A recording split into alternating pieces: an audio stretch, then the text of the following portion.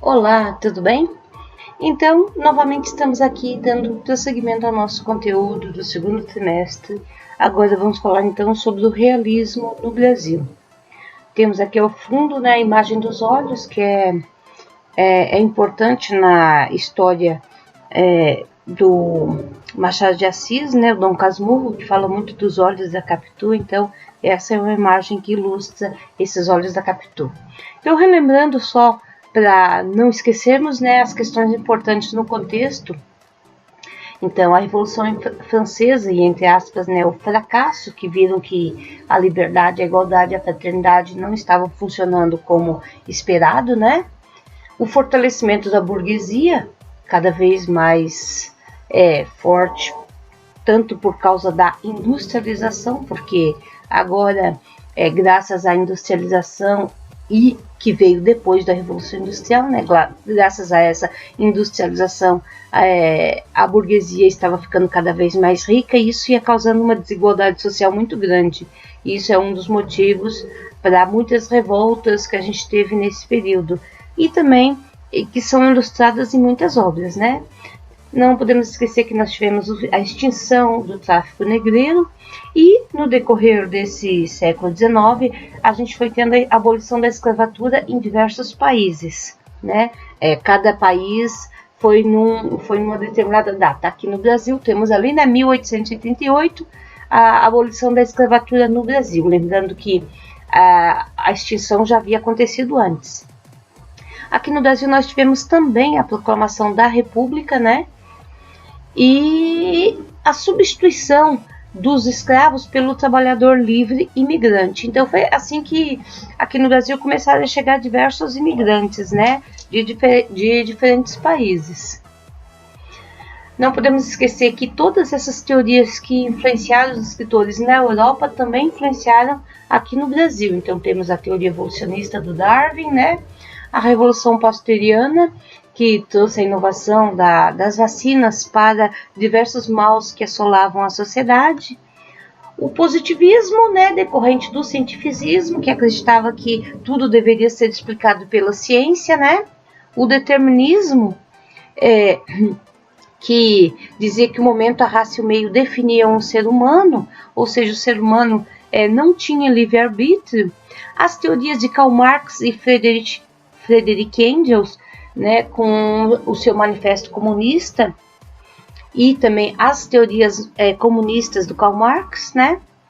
E não podemos esquecer do Freud e da psicanálise. Por quê? Porque o Freud, né, as teorias, a psicanálise do Freud vem influenciar muito a escrita do Machado de Assis. Então, a ciência, a filosofia e a sociologia e toda a mudança decorrente dessas teorias que têm surgido influenciado bastante a literatura, tanto na Europa como no Brasil. Então, as principais características, as principais diferenças do romantismo para o realismo, não podemos nunca esquecer, por isso que eu vou sempre retomando essa questão. Então, no romantismo nós tínhamos um sentimentalismo exagerado e agora no realismo nós passamos, e no naturalismo, não podemos esquecer que o realismo e o naturalismo aconteceram ao mesmo tempo, só que são um pouquinho diferentes as duas teorias, né? As duas escolas. As duas escolas literárias têm algumas diferenças que a gente vai ver posteriormente quais são as diferenças do naturalismo. Então, vamos enfatizar bastante agora o realismo, né?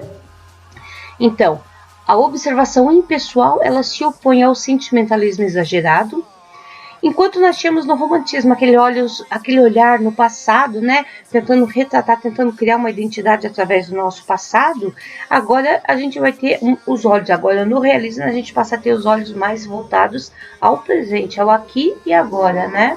No romantismo nós temos a supremacia da imaginação, enquanto agora nós temos a da verdade física. Física por quê? Porque tudo tem que ser comprovado cientificamente, né? Não temos mais aquelas teorias empíricas, né, baseadas na imaginação. O espiritismo, espiritualismo e religiosidade do romantismo passam a ser substituídos, então, pelo materialismo e espírito científico, ou seja, o cientificismo. Então, o subjetivo do romantismo passa a ser substituído por um realismo, ou no realismo por um objetivismo. Os temas nacionais e regionais do romantismo são substituídos por temas mais cosmopolitas, relacionados às grandes cidades, né? Principalmente os problemas decorrentes da industrialização, né? E do crescimento das cidades. A fantasia e imaginação criadora do romantismo são substituídos pela documentação da realidade, quase como se estivesse sendo feito o tempo todo um relatório, digamos assim, porque é uma análise científica da realidade, né? Um relatório, ou até uma documentação do que está acontecendo na realidade. Aquele arrebatamento de ideias do romantismo passa a ser substituído pela análise, reflexão e observação do cotidiano, né, no realismo. E a monarquia no romantismo ela é substituída pela república no realismo. Por quê? Porque nós no romantismo ainda tínhamos uma queda da monarquia e agora já temos a república em praticamente todo o mundo, né? As características do realismo, então, né? A concepção materialista da realidade, o homem, a natureza e o universo estão intrinsecamente associados num todo orgânico, sujeito às mesmas leis naturais. A realidade deve ser captada através da observação, tal qual o cientista no laboratório, e realmente assim. O cientista, quando está no laboratório, ele faz um experimento científico, e aquele experimento ele precisa de observação, né? Uma observação baseada no que realmente ele está vendo. E assim é o realismo. O autor, o escritor, ele vai escrever aquilo que realmente ele está observando no mundo, como se fosse um cientista analisando um experimento que ele tenha feito. Os fatores psicológicos e sociais estão sujeitos às leis naturais. Nada tem de espiritual ou transcendental. Existe uma preocupação em ser objetivo no trato dos personagens, não tem aquela viagem, aquela elucubração que a gente tinha no romantismo.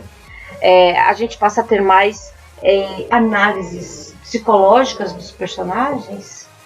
A narrativa realista ela se move lentamente, ela é cheia de pormenores aparentemente inúteis, mas eles são usados para quê? Para tentar mostrar a realidade, né? A maior verossimilhança com a realidade, né? Procurar ser mais fiel. Então, por exemplo, eu vou descrever as minúcias de uma determinada cena, mas com o objetivo o quê? De procurar ou de comprovar que realmente aquilo lá existiu, aquele fato, aquela cena realmente existiram, né? Ou procurar criar uma possibilidade de ter existido, ou seja, uma verossimilhança com algum fato que tenha ocorrido. E a teoria de que não existe o livre-arbítrio, tudo são forças biológicas e sociais, né? Isso aí é o determinismo do Taine, né?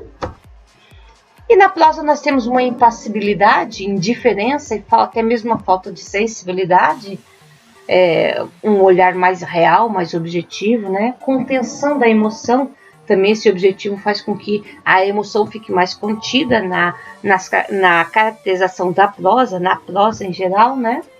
Sempre se busca uma explicação mais lógica e científica para o comportamento humano. Nós temos personagens esféricas que se opõem às personagens românticas, porque porque elas são imprevisíveis, dinâmicas e têm uma profundidade psicológica. Então, essa análise psicológica, essa profundidade psicológica a gente passa a ter agora no realismo, enquanto a gente tinha personagens no romantismo bastante previsíveis, a gente já sabia o que ia acontecer, como seria. Agora a gente passa a ter personagens que a gente não faz ideia do que será dela, do fim que ela terá, como a gente viu na ópera Carmen, né? E o materialismo, uma realidade mais material para o mundo. Então, como eu falei já anteriormente, né, no início do realismo, ele vem sendo gradual, na Europa acontece mais cedo. Nós temos os precursores do realismo na Europa já em 1830. Atenção, são precursores, eles ainda não inauguram o realismo. São obras do romantismo que já mostram um lado mais realista, como o Vermelho e Negro, do Stendhal, na França, e também na França Balzac, com As Ilusões Perdidas em 37.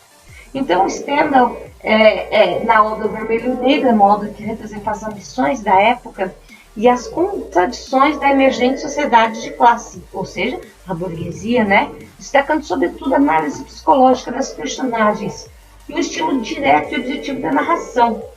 E Balzac, no livro As Ilusões Perdidas, que compõe a comédia humana, ou seja, a comédia humana, né?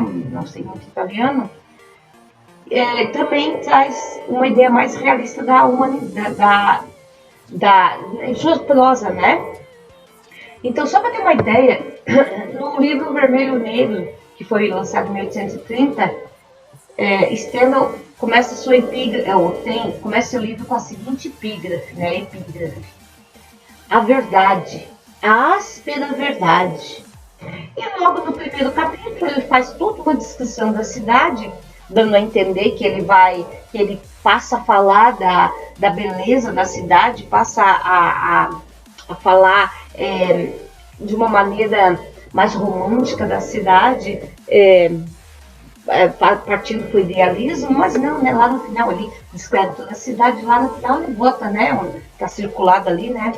De vermelho aqui. Contudo, não foram as serrarias. Não, ele fala antes, né, que da bela cidade do Franco Condado, as casas, né, o rio que passa lá embaixo, fala das montanhas, ou seja, traz toda a descrição da cidade, da natureza, né? Depois ele fala da indústria, da serraria e tudo mais, que é bastante simples, porém, aí depois aqui ele já faz uma crítica a esse lado mais industrial, a esse capitalismo, né, da cidade, e fala: contudo, não foram as serrarias que enriqueceram essa pequena cidade.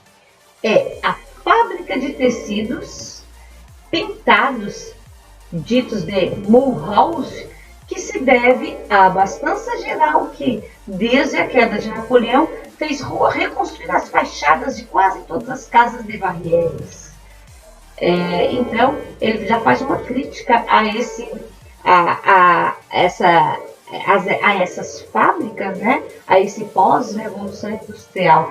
Porque depois ele fala em vários momentos da obra que essa indústria, que para ele descreve como uma indústria bastante barulhenta, com máquinas horríveis que fazem um barulho horrível, né? E ele faz uma discussão muito ruim dessa indústria. E, inclusive, ele coloca como se ela fosse a causadora das coisas ruins que tem na cidade, inclusive do enriquecimento e do crescimento da burguesia, né? Da ascensão da burguesia nessa cidade. E ele o tempo todo critica o capitalismo na obra, né? Critica os burgueses, critica a vida dos burgueses. Então, por esse motivo, ele já é considerado mais uma obra realista, porque ele não endeusa, ele não fala de uma maneira idealizada das coisas, ele bota o lado real. E o que ele vê é realmente assim, né, a cidade, porque realmente a cidade passa a ser um lugar ruim se viver por conta dessa industrialização, desse crescimento acelerado, sem toda a infraestrutura necessária, que hoje a gente sabe que é necessária, né, para as cidades. E esse crescimento exagerado das cidades é que vai trazer diversas doenças para a população. Bom, agora o início do realismo mesmo, como a gente viu nos slides da aula passada, ocorre em 1857. E o livro que inaugura o realismo na Europa é o Madame Bovary, de Gustave Flaubert, que foi publicado inicialmente em folhetim, né? Conta a história de Emma Bovary, esposa do médico Charles Bovary, que se envolve em casos extraconjugais e arruína a fortuna do marido na tentativa de escapar do tédio que é a vida que ela tem na província, né? E do seu casamento. Então acontece uma dessacralização do casamento, enquanto o encontro de almas daquele amor romântico que a gente tinha no romantismo, né? Ele começa a criticar esse endeusamento, essa idealização do amor platônico, do amor romântico, né? Que nós tínhamos no romantismo. E também em diversos... E os casos extraconjugais também, eles são muito abordados, né? a traição, ela é muito abordada nesse período do realismo, justamente em oposição àquele romantismo platônico que a gente tinha anteriormente. Bom, na França nós temos então Madame Bovary e a Comédia Humana de Balzac, né? E o Vermelho e Negro de Stendhal. Aí na Inglaterra a gente já tem Oliver Twist, que inclusive tem filme, né, do Charles Dickens, e a peça de teatro Casa de Bonecas, do Ibsen. Em Portugal nós temos o Primo Basílio, como eu já falei na última aula, né, em 1875, de Essa de Queiroz. Na Rússia nós temos os irmãos Karamazov, dos Dostoiévski, e Guerra e Paz de Tolstói. E no Brasil, que é o que nós vamos falar, né? A partir de agora nós temos Memórias Póstumas de Brás Cubas, de Machado de Assis. Então, em 1881, um pouquinho depois do que aconteceu na Europa, nós temos a inauguração do realismo no Brasil com a publicação desse livro do Machado de Assis, Memórias Póstumas de Brás Cubas. Agora, olha só a diferença, né? Esse livro ele já começa com uma epígrafe logo no começo, né? A quem que o Machado de Assis dedica esse livro? Ao verme que primeiro roeu as frias carnes do meu cadáver, dedico como saudosa lembrança estas memórias póstumas. Então a gente tem uma mudança já no modo como se narra a história, né? Lembra que a gente tinha no romantismo aquela história linear com começo, meio e fim, né? Ela começa exato como normal, ela não tem nenhuma locubração, ela não muda, ela não começa pelo final para depois pelo meio, e nem hoje em dia a gente tem muitas séries e muitos livros que começam assim, às vezes começa do meio, começa do final. Eu gosto muito de histórias que começam do meio do final, que elas mudam um pouco essa linearidade, né? E o Machado de Assis, já em 1881, ele faz isso. Ele começa já com a morte do autor, né? A pessoa que vai narrar o livro o tempo todo, ela morreu, ela está morta. E logo nos primeiros capítulos, no segundo ou no primeiro, se não me engano, já fala do funeral, da pessoa, da morte do funeral. E lá no início ele já começa com uma epígrafe. Ele dedica o livro a quem? Ao verme, que começou a roer ele, já está comendo ele no túmulo, né? Então, os principais autores sobre o Machado de Assis, a gente vai falar muito mais no próximo slide. Então, os principais autores do realismo no Brasil. No Brasil nós temos Machado de Assis, né? Que é um dos maiores escritores da literatura brasileira e foi também jornalista e crítico literário, e foi um dos fundadores e diretor da Academia Brasileira de Letras. Ele escreveu poesias, contos, crônicas, romance e teatro. Nós temos também desse período Raul Pompeia, que também foi jornalista, escritor, orador brasileiro, né? O grande destaque dele foi o romance O Ateneu, que nós temos aqui uma capa dele, né? Publicado em 1888, e também foi publicado primeiro em folhetins, para depois sair a obra completa. E nós temos o Luiz Azevedo, que é também um dos maiores autores do realismo brasileiro, e foi autor de muitas obras importantes. Só que ele foi responsável por trazer o quê? O naturalismo para o Brasil. Ele se destaca muito mais no naturalismo, e a gente vai ver isso mais à frente também.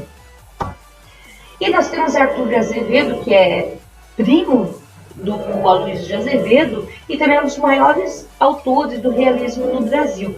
Também foi um dos fundadores da Academia Brasileira de Letras, né? E ele se destaca muito mais no teatro, que a gente vai ter mais à frente.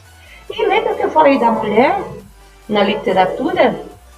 Nós já temos uma autora aqui, que é Júlia Lopes de Almeida. Só que ela não teve destaque na época, porque na época a mulher não tinha essa visão, esse destaque todo na literatura. Inclusive a Júlia Lopes de Almeida foi uma das autoras que ajudou a construir a Academia Brasileira de Letras, porém ela não pôde ocupar nenhuma cadeira, ela nunca ocupou cadeira nenhuma na Academia Brasileira de Letras. Por quê? Porque não era permitida às mulheres ter esse privilégio. Então, quem assumiu a cadeira no lugar dela, na Academia Brasileira de Letras, foi o marido dela, que até tinha escrito uma coisa ou outra, né? Mas ela que ajudou o Machado de Assis a fundar a Academia Brasileira de Letras. Ela recentemente ela está sendo descoberta há pouco tempo. Até alguns anos atrás ninguém nunca sequer tinha ouvido falar dela, né? Inclusive ela nem é assunto ainda para se cobrar em vestibular, em outros locais, porque agora que se está descobrindo essa autora bastante esquecida no tempo, né? Inclusive, ela é a minha patronesse na Academia de Letras do Brasil, né? Eu escolhi a Júlia Lopes de Almeida justamente por ser considerada uma das primeiras romancistas mulheres do Brasil. Além de romance, ela escreveu também crônicas e teatro, né? E ela é assumidamente uma abolicionista. Ela tem muitas obras voltadas para esse tema abolicionista, certo? Então, nós não vamos estudar profundamente a Júlia Lopes de Almeida, porque ela ainda não é tema cobrado em vestibulares. Porém, eu vou deixar algumas obras lá na nossa página, na nossa sala de aula, para quem quiser baixar alguma obra e ler alguma coisa dela e ler, né? Eu não sei se tem, as obras dela são domínio público, mas eu não sei se tem para baixar online alguma que já seja no português atual. Mas se quiserem procurar, é mais fácil encontrar esse tipo de obras em livrarias mesmo, né? Bom, então no momento é isso. Aí eu convido vocês também para assistirem o resultado daquele fórum que eu fiz na segunda aula já, né? Eu vou colocar aqui um vídeo sobre a resposta do fórum para ver essa diferença entre o personagem romântico e o personagem realista. E na próxima aula a gente já começa com o Machado de Assis, que já é o principal nome do realismo no Brasil. Obrigada e até mais.